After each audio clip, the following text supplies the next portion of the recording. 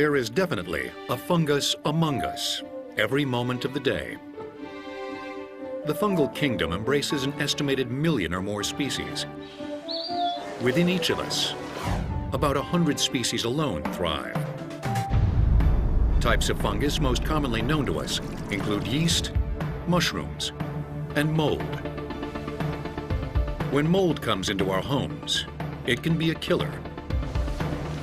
Over 25 million Americans suffer from some sort of allergic reaction to mold-related toxins, called mycotoxins, released into the air. An undetermined number of these sufferers will die every year from overexposure. The fact is, any mold can be toxic if that person's allergic to it.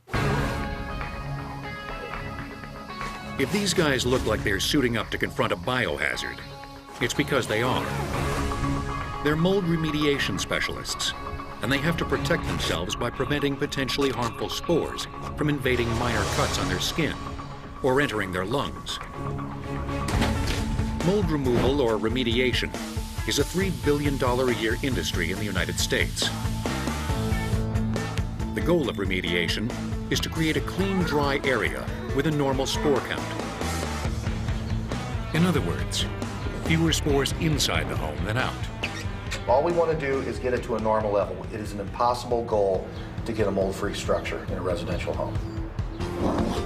To remove serious mold growth, the remediators often remove carpet and drywall from a room, sometimes treating the wood structure behind it.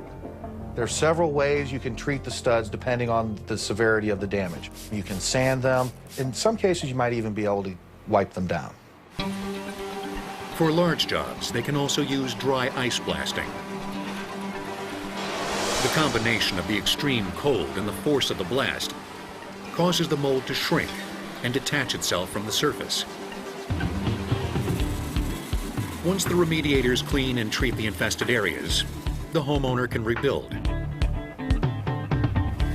The work of the remediators is actually the last step in the process.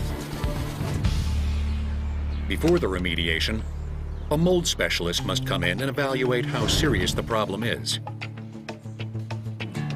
Once he confirms the presence of mold in one area of the home, the consultant collects surface and air samples from nearby rooms to locate any cross-contamination. These samples make their way to an independent lab for spore count analysis, as well as mold identification. While the spore is the mold's way of traveling through the air, it is also its main reproductive body, similar to a plant's seed. From the spore, a hypha, or branch, grows. A collective of these hyphae, known as mycelium, is the mold's root-like system, the part of the mold visible to the naked eye. The mycelium emit enzymes to break down nearby food, in this case the wall itself, in order to absorb or ingest nutrients. More spores, more mold. They produce colonies and they spread their spores out. Usually that's in a circular pattern. And while many people fear the notorious black mold, actually many molds are black. And many other colorful molds can be just as dangerous.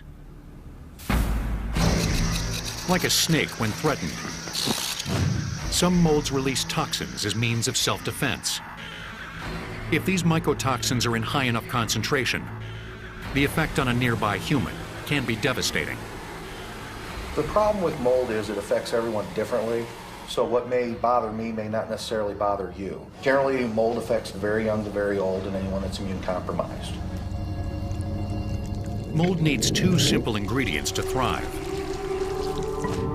Virtually any organic substance will do for the food. The only thing we can try to control is the water. But sometimes nature has a way of spoiling our best efforts. During a series of heavy rains, the water came up through the floor. It began to be absorbed into the building materials. As a result of the building materials being cellulose, mold began to eat that as a food source, and it began to grow. Another contributing factor to many basement mold problems: humidity.